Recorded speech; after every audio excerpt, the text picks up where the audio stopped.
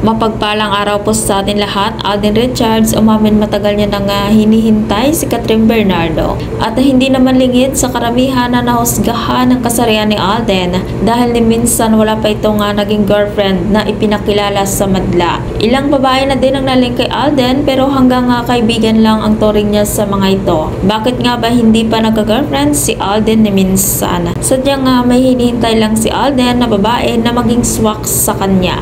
At mukhang natagpuan na ito ni Alden at walang iba kundi si Kathryn Bernardo. At sa mga hindi nakakaalam, matagal na pong magkakilala si Kathryn at Alden. Madalas na rin silang magkasama sa mga event at proyekto.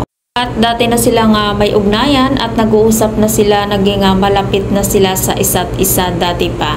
Kaya mas malalim na ang kanilang pagkakaibigan. Naging malaya si Kathryn kaya ito na ang hinihintay ni Alden. Sulit naman ang kanyang paghihintay. Dahil mukhang may pag-asa naman ito kay Kathryn. Kasi nga sabi nga nila, itago man nila, makikita at mahahalata ang kanilang mga galaw. Na merong namumuong pagmamahalan sa pagitan nilang dalawa. At sana huwag sumuko si Alden na suyuin si Kathryn. At sana maging sila na para namang maging masaya na ulit si Kathryn at maging ang kanilang mga fans na Kat din ay magiging masaya din kagaya nila. Kung ikaw hindi pa nakasubscribe ng aking channel, mag-subscribe ka na sa aking channel, Ives K. Velasco. Maraming salamat at mapagpalang araw po sa ating lahat.